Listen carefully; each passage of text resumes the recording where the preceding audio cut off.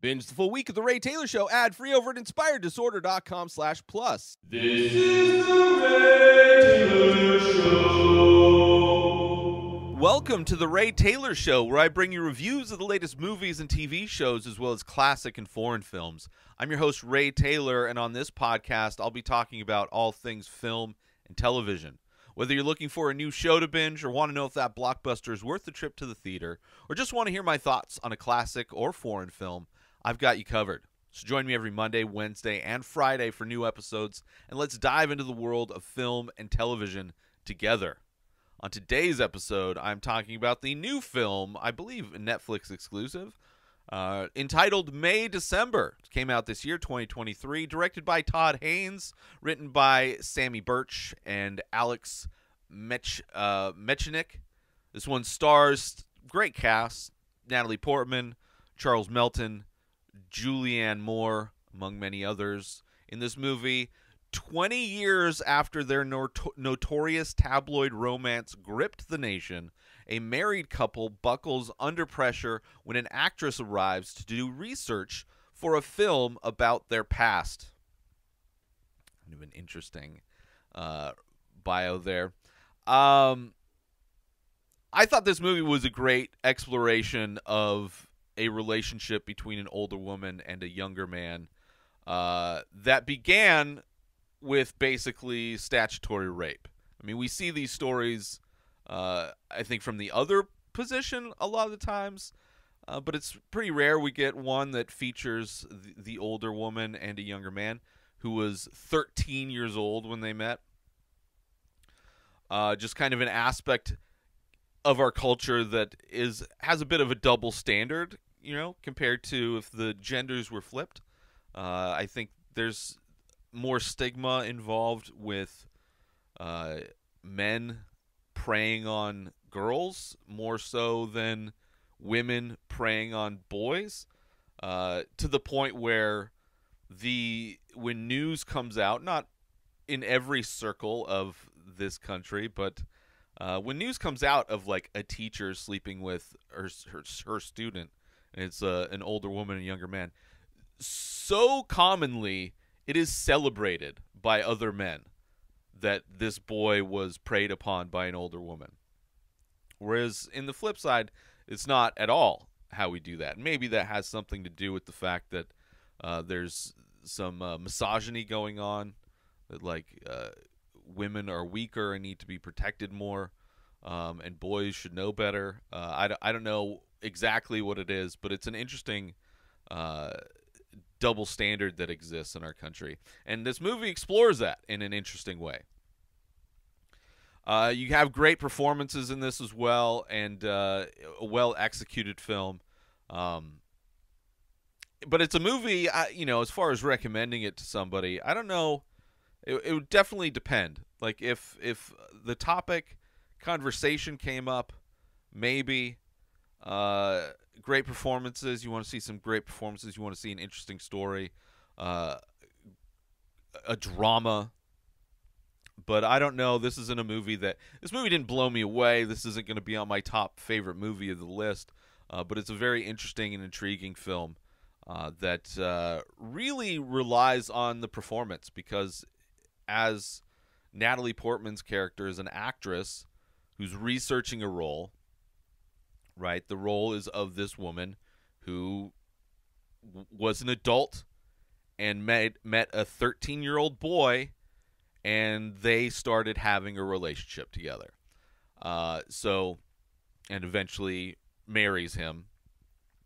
Right, so you have this kind of a disgusting power struggle, but also. So it's a lot about Natalie Portman researching this role. So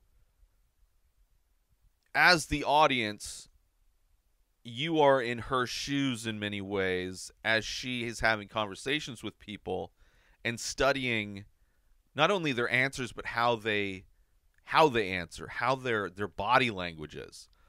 So because so much focus is based on all of these people who are involved in the story and how they act to questions and react to questions, that Natalie Portman's character is asking. You really get to see these actors do great performances. So much subtlety in their performances, which I thought was great.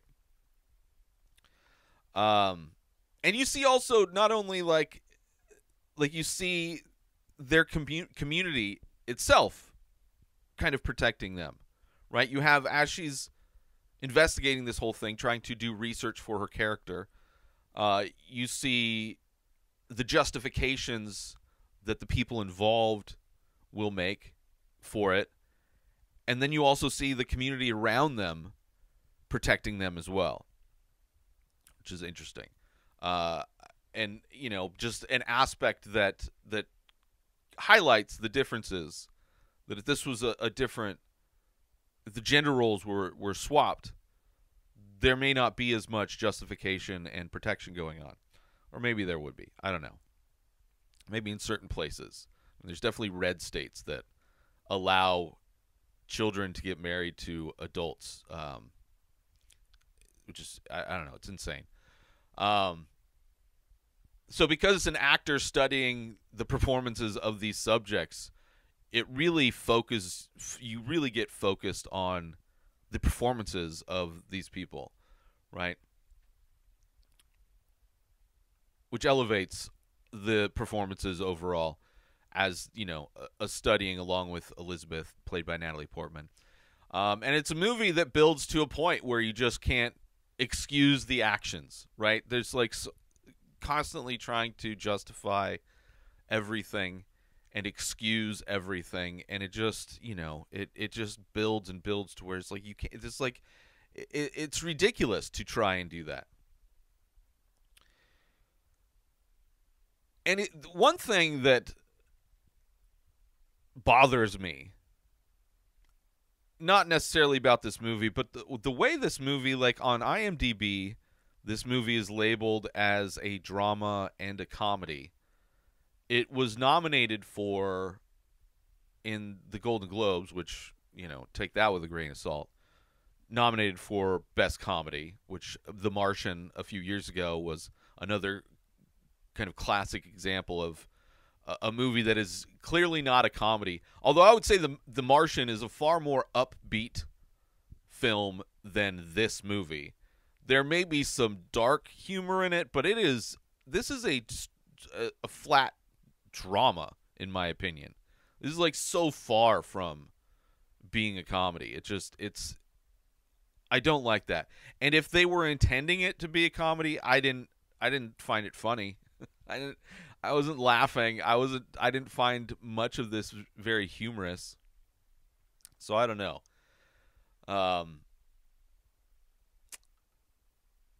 But it's an interesting kind of examination of how different people react to this specific dynamic. So I did appreciate a lot of this movie, and it was, you know, an interesting movie. Let's take a short break from this episode. Hey, loyal listeners of The Ray Taylor Show. I know it's one thing to tune in and engage with the content that I passionately create for you. But what if I told you there's a way to wear your fandom? Introducing our exclusive line of merchandise inspired directly by the vibes and visuals of this very podcast.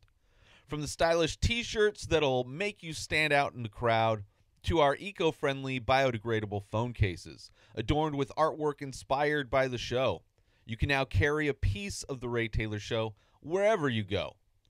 Whether you're looking to make a fashion statement, protect your phone with some flair, or simply want to show off your love for the show, our merchandise has got you covered. Ready to rock our gear? Head on over to inspireddisorder.com and get yours today. Wear the show, be the vibe. Now let's get back to the show. I do want to talk about spoilers, however, so spoiler warning for anybody that has not seen this movie.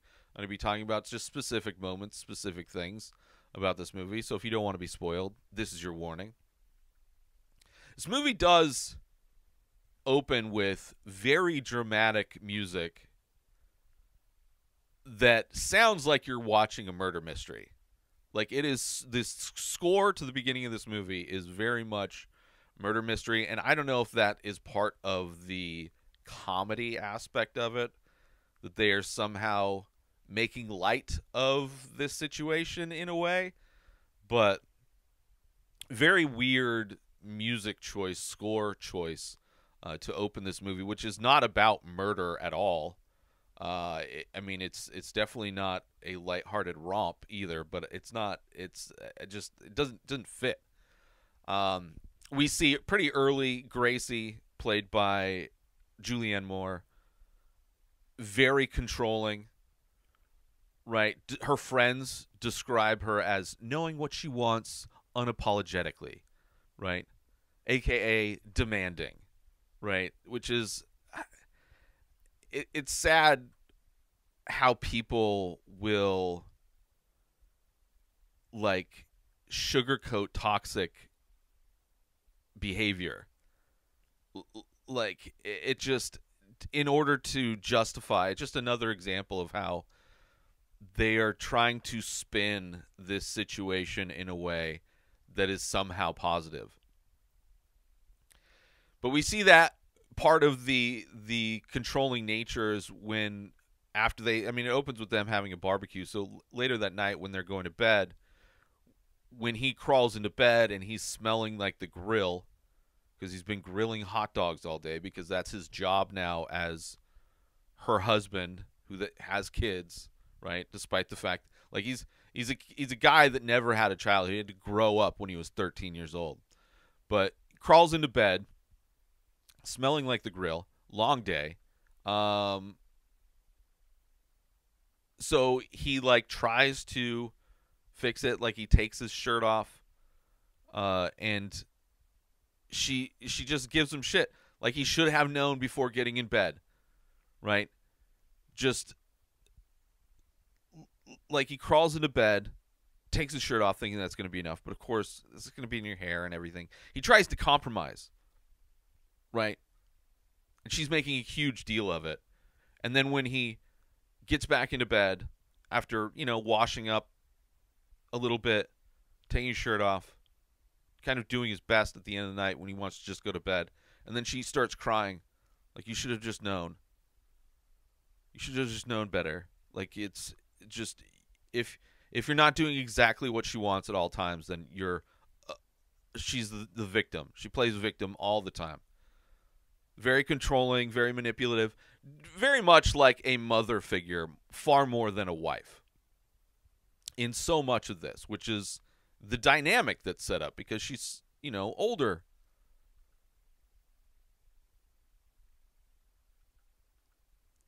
You have so much of what's going on is like performative, right? Like from the flower arrangements to the dinner where she tries to seem like a concerned mother, giving him milk and saying he has to, because he's got a calcium deficiency. Also the way she treats her kids. Like the son is like this jacked athletic dude, and she's telling him to eat more because he looks small. The daughter, she kind of like shames her daughter for dressing certain ways. It just in all aspects controlling.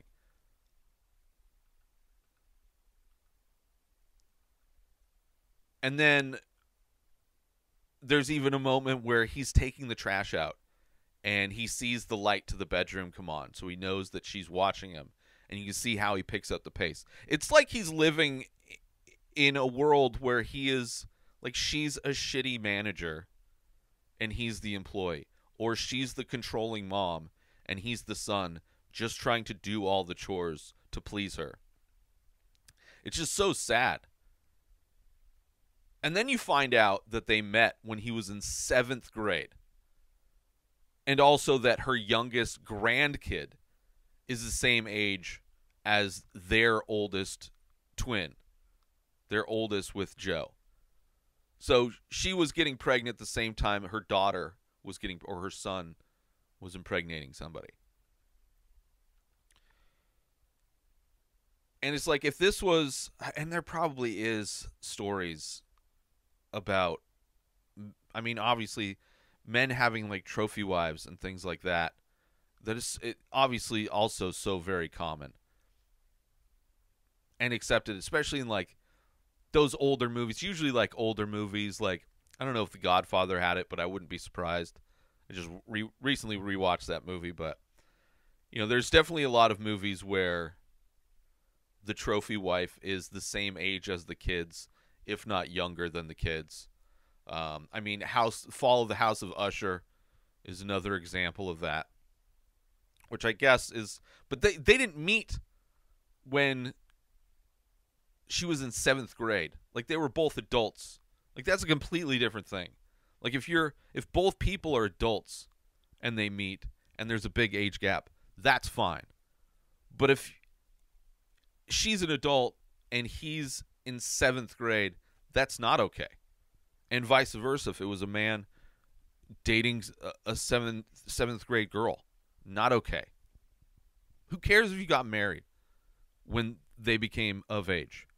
Like, the whole thing was tainted from the beginning.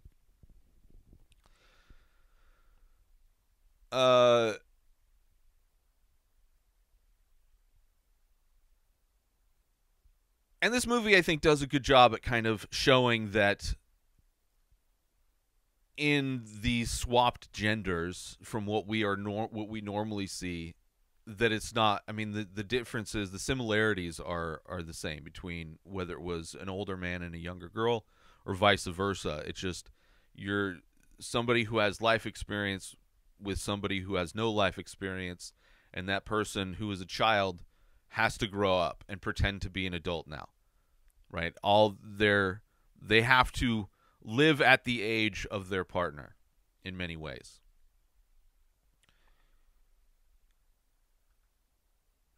So I appreciate this movie for at least highlighting that aspect of it. And of course, you have Elizabeth, played by Natalie Portman, trying to embody everything, right? Studying how she puts on her makeup, how she speaks, being very method, which is hilarious when you see at the end the movie that she's making.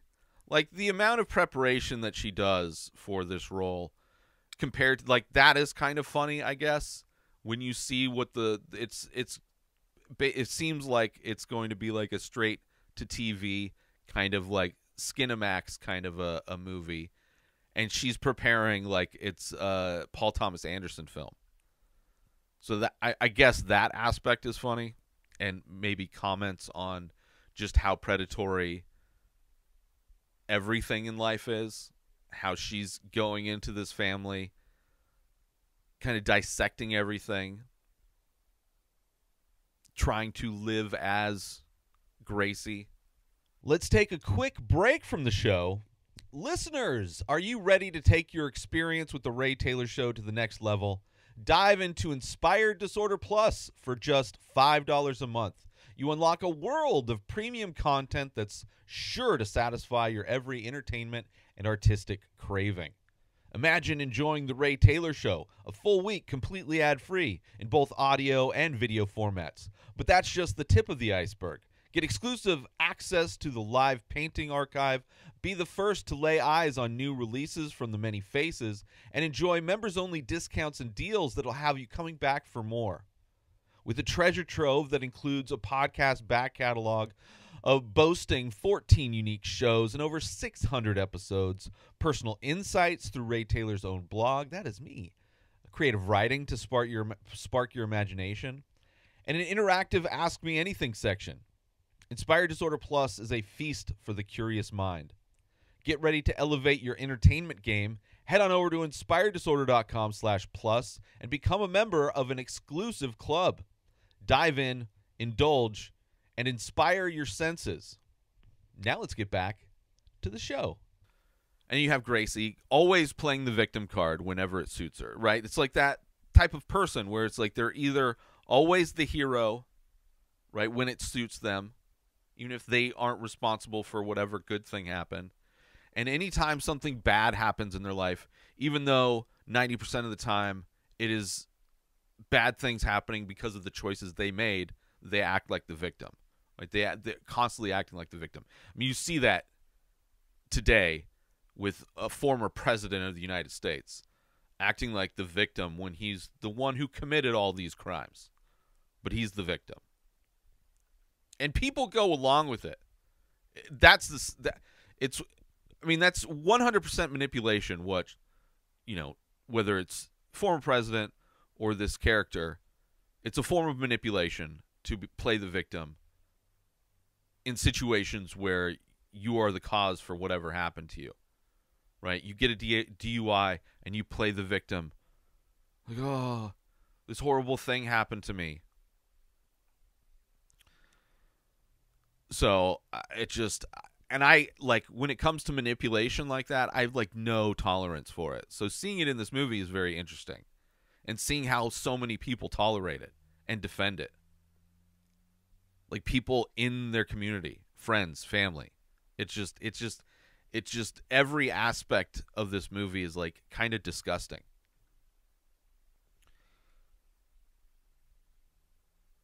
And their thought of this movie that's supposed to be made, that Natalie Portman's character Elizabeth is going to be in, they think that the movie being made, the examination of this relationship, is somehow going to be beneficial for them. How it's going to show everybody that it was okay that she preyed upon a 13-year-old boy. Just feeling like they did nothing wrong, which is this delusion, which is similar to everything else. These people that live in these delusional realities where they are the victim, where if people just saw, they would understand. There's also kind of a great but also kind of sad scene when he smokes weed for the first time with his son, which is similar to me. I didn't start smoking weed till I was 30. Had my own condo. I was an adulting. Because I had to grow up sooner. I didn't grow up because of the same reasons he did. But I didn't have the same. I had to be self-sufficient and responsible. I couldn't just do the things that kids do where you experiment with stuff. Right?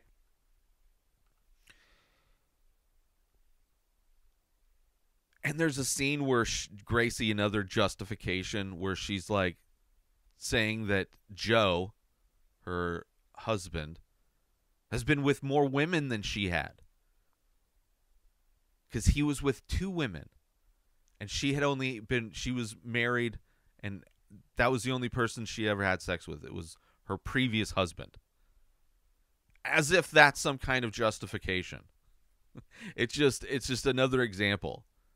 Right, these sad comparisons that only show how,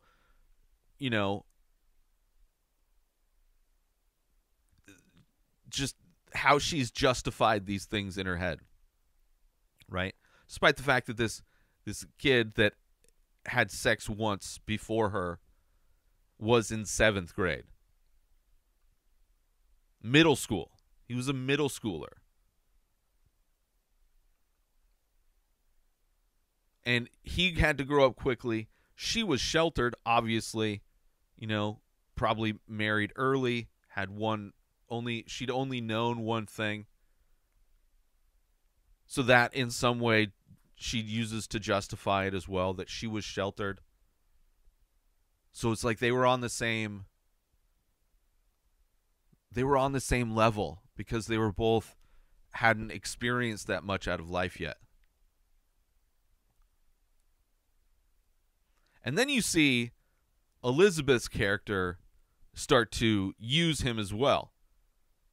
For her to like embody this role, using him to sleep with him. And he thinks that there's something special. But it's like it's in many ways just him repeating the same trauma. Right? Recreating trauma, expecting different results. It's very sad. Like this character is so tragic, this Joe character. And he was 13, and Gracie says that he seduced her. He was the one in charge. She keeps like mentioning who was in charge. Who was in charge? As if an adult woman would be controlled and seduced by a 13-year-old boy. It's just it's just more delusion. And this movie has an epic kind of monologue of her normalizing and justifying this abuse, right? You get from the actress, which is far more introspective than the subject is, right? Because you have this actress that's trying to embody the character, but also trying to understand the situation more so than the people involved are trying to understand the situation. They're just trying to justify the situation, right? These are people that need therapy, and they're just delusional. And him crying outside of his daughter's graduation, right? Because it's like he's I'm sure happy that his kids are going to at least have a childhood, have their 20s. And he's crying outside while the women inside are celebrating. It's just kind of it's a very sad movie. To call this a comedy is like, it's almost offensive to call this a comedy. You know, it's just a sad story about how people will manipulate situations to justify their actions, acting like they're the victim when they are the ones responsible for their own situations, and convincing themselves that what they believe is the truth. It's like you want to put a red hat on these people and just they fit right in. Just delusional behavior. Right? These people that are the hero when it suits them and the victim whenever it suits them as well. Someone who felt like they didn't have control and in turn becomes a massive controlling person to everyone around her. And seeing these friends that defend it and support her delusion, enabling it just so sad. But the performances in this movie are by far the highlight. Great performances. The story is a bummer. But I'm glad it exists. I'm glad I watched it. It's a very interesting movie. And that's my thoughts on it. Thank you all for tuning in to The Ray Taylor Show. I hope you enjoyed my thoughts on May, December. Don't forget to tune in every Monday, Wednesday, and Friday for more movie and TV show reviews. And join the conversation by leaving a comment or rating on your favorite podcast platform or over on youtube.com/inspireddisorder, where all these episodes are available in video format. Until next time, enjoy the show. Subscribe to The Ray Taylor Show on YouTube and everywhere podcasts are found. Binge the full week ad-free over at inspireddisorder.com/plus. Purchase Ray Taylor Show merch over at inspireddisorder.com. Have a wonderful day, everybody. Peace out! Today is the day where you wake up and you realize that everything that you've been dreaming about, everything that you've been wanting, every goal and wish and hope that you've ever had can become real. Dreams can come true. What you manifest in your mind, you can bring to reality.